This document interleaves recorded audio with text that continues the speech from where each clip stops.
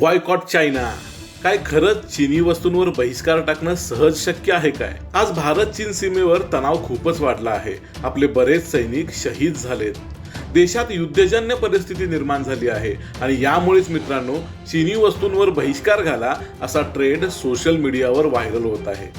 Hashtag वापरून net कधी boycott चायनाची चळवळ रुजवू पाहतायत. पण काय खरंच चीनी वस्तूंवर बहिष्कार टाकणं सहज शक्य आहे काय? मित्रांनो, यापूर्वीही इतिहासात जगभरात अनेक ठिकाणी एका देशाने दुसऱ्या देशातील वस्तूंवर निर्बंध लावले होते, पण ते फार काळ टिकले की नाही याचाही अभ्यास आपल्याला करावा लागेल. आता सध्याचाच विषय घ्या ना.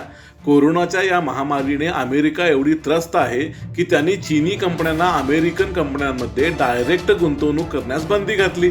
पण हेही खरं आहे की अमेरिका हा सोयाबीन उत्पादक आहे आणि चीन हा सर्वात मोठा खरेदीदार आहे. चीनने अमेरिकेकडून येणाऱ्या सोयाबीनवर बंदी घातली, त्यामुळे अमेरिकन शेतकऱ्यांचे अनेक पटीने नुकसान झाले. तेथील शेतकऱ्यांना स्पेशल पॅकेजची तरतूद डोनाल्ड ट्रम्प सरकारला करावी लागली. नागरिकांची भूमिका असायला हवी की वस्तू घेताना आपण मेड इन इंडिया घ्यावी, पण चीनी वस्तूंनी आपलं 80% भारतीय मार्केट व्यापलं आहे.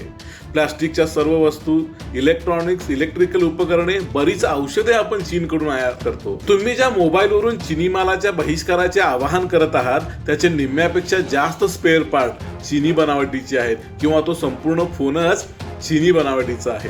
मित्रांनो, तुम्ही जे कम्प्युटर वापरताय त्याचे निम्मे अधिक स्पेअर पार्ट्स चीनी बनावटीचे आहेत. जगातील सर्व मोठे ब्रँड्स चीनमध्ये असेंबल होतात. तुमच्या लॅपटॉपमधले अर्ध्यापेक्षा जास्त पार्ट्स चीनी आहेत. तुम्ही वापरत असलेल्या वाहनाचे कितीतरी पार्ट्स चीनमधून आयात केलेले आहेत. तुमच्या घरात फ्रीज आहे, मग त्याचे पार्ट्स चीनमध्ये बनवलेले आहेत हे लक्षात ठेवा. तुम्ही वापरत असलेले साबण, पावडर, शॅम्पू, सेंट, डिओ यासाठी लागणारे कितीतरी केमिकल्स चीनमधून आयात होतात.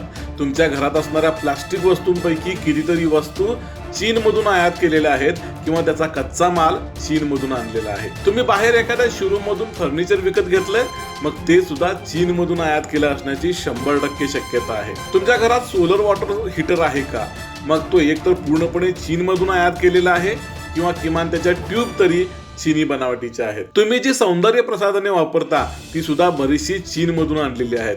तुम्हाला दैनंदिन जीवनात लागणाऱ्या शेकडो हजारो वस्तू या एकतर चीनी बनावटीच्या आहेत किंवा त्यांचा कच्चा माल चीनमधून आयात केलेला आहे. ज्या वस्तू भारतात बनतात त्या वस्तूंसाठी लागणारा 40 ते 50% पेक्षा जास्त कच्चा माल चीनमधून आयात केला जातो. तुम्ही पूर्णपणे चीनी बनावटीच्या वस्तूंनी घेरलेले आहात. माननीय पंतप्रधानांनी आत्मनिर्भर बना किंवा वोकल फॉर लोकल ही चळवळ उभी करण्याचे आवाहन केलं आहे. पण आता लगेच चीनी वस्तूंवर बहिष्कार टाकणे सहज शक्य आहे काय? कारण आता तुम्ही ज्या मोबाईलवर किंवा लॅपटॉपवर हा व्हिडिओ पाहताय तोही मेड इन चायना आहे. अशी बरीच उपकरणं आहेत की ती अमेरिकन किंवा जापनीज आहेत, पण ते उपकरण उघडून पाहिलात तर आतमधील कोणता ना कोणता पार्ट हा मेड इन चायना आहे. सध्या या कोरोनाच्या पार्श्वभूमीवर जगभर मागणी असलेले ड्रग म्हणजे औषध हायड्रॉक्सी क्लोरोक्विन यामधील देखील कच्चा माल जो आहे तो आपण चीनकडूनच आयात करतो. एक मात्र खरं आहे की आपलं शासन चीनी वस्तूवर डायरेक्ट बहिष्कार घालू शकत नाही, कारण कुठेतरी आंतरराष्ट्रीय आचारसंहिता पाळावी लागते, नियम पाळावे लागतात, गुंतवणूकदारांचे हितसंबंध सांभाळावे लागतात. जेव्हा लोक देशाच्या हितासाठी एकजूट होतात तेव्हा एक अर्थपूर्ण निष्कर्ष निघतो, ज्यामुळे जगाला देशाची शक्ती समजते आणि परिणामी एक सार्वभौमी भारत तयार होतो. मी सांगू का, आता लगेच चीनी वस्तूंवर 100% बहिष्कार टाकणे हे सहज शक्य नाही, पण चीनी वस्तूंचा वापर आपण कमी करू शकतो. पण हे करत असताना भारतीय उद्योग जगताने पण त्यासाठी पावले उचलली पाहिजेत. उदाहरणार्थ, एक कोणतीही वस्तू घ्या, कोणतीही घ्या, एक साधा टेबल फॅन घ्या. एक भारतीय बनावटीचा टेबल फॅन आणि एक चीनी बनावटीचा फॅन, दोन्हीमधील फरक पहा, डिझाईनमधील फरक पहा, विशेष म्हणजे त्यांच्या किमतीमधील तफावत पहा. चीनी कंपनीचा फॅन जवळपास निम्म्या किमतीला मिळेल. सर्वसाधारण मध्यमवर्गीय लोक आपण आपल्याच शेतकरी बांधवाने आपल्या शेतात पिकवलेल्या भाजीच्या पेंडीसाठी 1-2 रुपयासाठी घासाघीस करतो, तर फॅनमधील किमतीची तफावत पाहून आपण नक्कीच चीनी बनावटीचा फॅन घेणार. मग यासाठी काय करावं लागेल? हळूहळू पण संयमाने आपण आत्मनिर्भर बनलं पाहिजे. म्हणजे आपल्या वस्तूवरील कॉस्ट कशी कमी करता येईल याचा विचार केला पाहिजे. कारखानदार आणि शासन यांनी समोरासमोर बसून काही धोरणात्मक निर्णय घेतले पाहिजेत. बऱ्याच अमेरिकन, जापनीज आणि अनेक देशांच्या कंपन्यांनी चीनमध्ये आपले कारखाने उभारले आहेत. भारतासारखा विशाल देश सोडून ते तिकडे का गेले, हा विचार सर्वप्रथम येथील राजकारण्यांनी आणि विशेष म्हणजे आपल्या भारतीय तरुण तरुणींनी केला पाहिजे. चीनी लोकांचे आपल्या कामाप्रती डेडिकेशन कसं असतं आणि आपल्या भारतीय लोकांचं आपल्या कामाप्रती डेडिकेशन कसं असतं याचाही विचार आपण केला पाहिजे. काय आपले कारखानदार आपल्या सर्व कर्मचाऱ्यांना आपल्या कामाचा योग्य मोबदला देतात? आपल्या कर्मचाऱ्याचे पगार, त्याची सुरक्षा यावर लक्ष देतात का? मुळात शासनाने कंपनी व उमेदवार अशा दोघांवरही काही अंकुश ठेवलेत का? काय कोणतीही कंपनी किंवा कारखान्यामधील कर्मचारी कंपनीमधील काम म्हणजे हे माझं काम आहे अशी निष्ठा ठेवून करतो का? याचाही विचार प्रत्येक काम करणाऱ्या व्यक्तीने केला पाहिजे. आपल्याला एखादी वस्तू तयार करण्यासाठी जो कच्चा माल इतर देशातून आयात करावा लागतो तो कच्चा माल आपण इथे तयार केला पाहिजे. आपली वर्क एफिशियन्सी वाढवावी लागणार आहे. नुसते फटाके आणि मोबाईलवर बहिष्कार म्हणजे देशभक्ती अशी जी काही भावना तुमच्या डोक्यात आहे ना, ती निव्वळ फसवी आहे. मित्रांनो, कोणत्याही देशाच्या वस्तूवर बहिष्कार घालण्याच्या गप्पा मारण्यापेक्षा त्यापेक्षा जास्त चांगल्या आणि स्वस्त वस्तू बनवल्या तर त्यावर आपोआपच बहिष्कार पडेल हे आपण लक्षात घेतलं पाहिजे. मित्रांनो, तुम्ही स्वतःला कधी विचारले इतका चीनी माल आपल्या देशात का बरं येतो? फक्त आपल्या देशात नाही तर जगात सर्वत्रच हा चीनी मालाचा धुमाकूळ का चालू आहे? ज्या वस्तू चीन बनवू शकतं त्या आपण सुद्धा बनवू शकतो की मग तरीही चीनची गरज का पडावी? कारण आपण बनवत असलेल्या वस्तूंची प्रोडक्शन कॉस्ट चीनी वस्तूंच्या विक्री किमतीपेक्षाही जास्त आहे. एखादी वस्तू दोन जर सारखीच बनवत असतील तर त्यापैकी जी स्वस्त असेल त्यामागेच ग्राहकांची झुंबड उडणार, हा मार्केटचा नियम आहे. का बरं चीनी मालाची प्रोडक्शन कॉस्ट इतकी कमी राहत असेल? ते फक्त खराब माल वापरत असते तर ॲपल, आयफोन सारखे जगविख्यात मोबाईलचे पार्ट्स चीनमध्ये बनलेच नसते.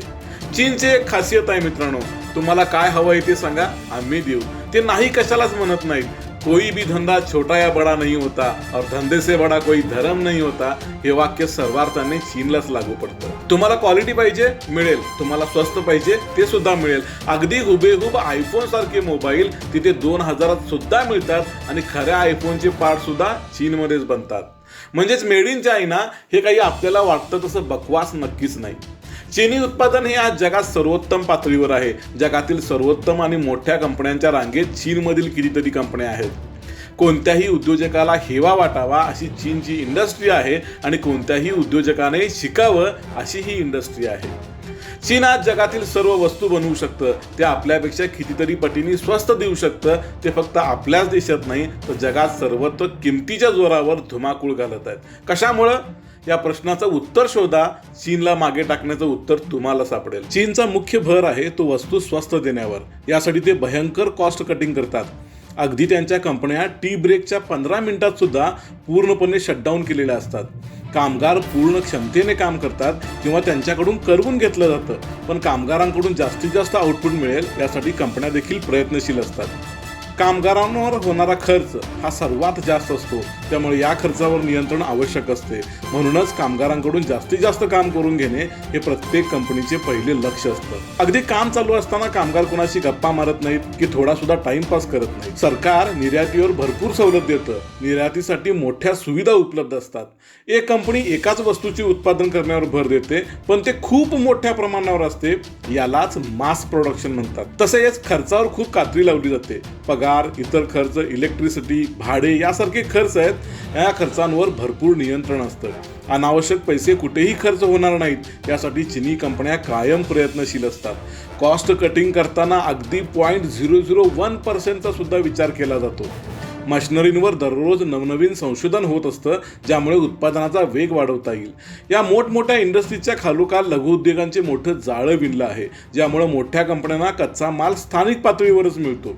एकाच ठिकाणी सर्व काही. यामुळे वाहतूक खर्चासारखे अनावश्यक वाढणारे खर्च कमी होतात. अशा वेगवेगळ्या मार्गाने प्रोडक्शन कॉस्ट कमी करण्यासाठी प्रयत्न केला जातो. फक्तच मोठ्या नाही तर लहान लहान कंपन्यांमध्ये सुद्धा याच प्रकारे कॉस्ट कटिंग केली जाते. कारण लहान कंपन्यांकडूनच मोठ्या कंपन्यांना माल जात असतो.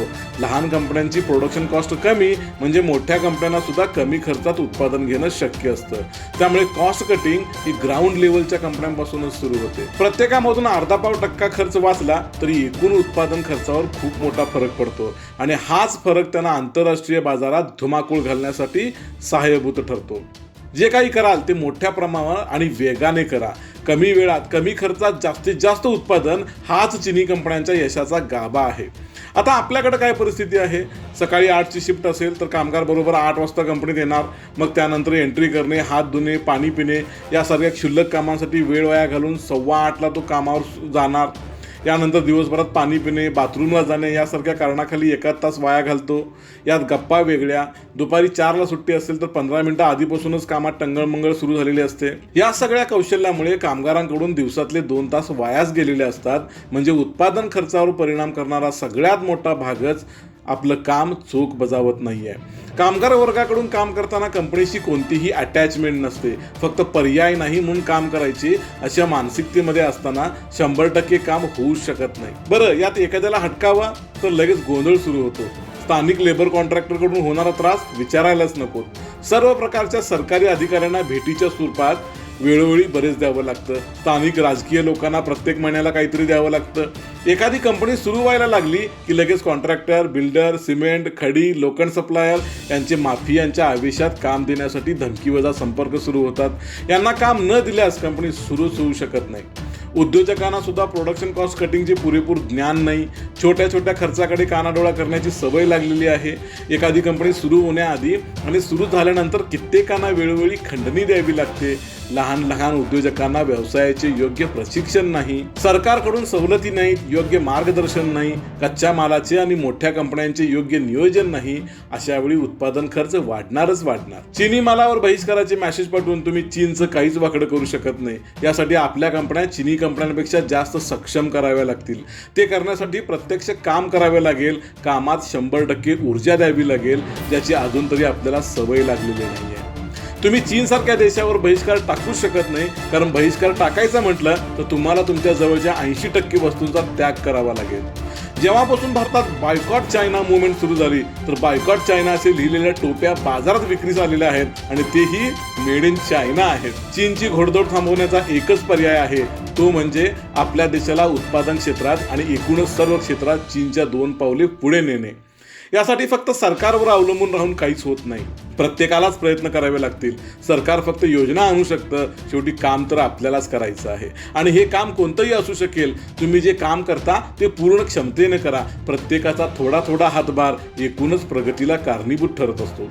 आपल्या कामाने काय फरक पडणार असं जर तुम्हाला वाटत असेल तर हा तुमचा गैरसमज आहे. तुमचं काम करणं ही तुमची नाही तर तुमच्या देशाची गरज आहे आणि हे तुम्ही जेवढं लवकर लक्षात घ्याल तेवढं लवकर आपला देश प्रगतीची शिखरे पार करेल.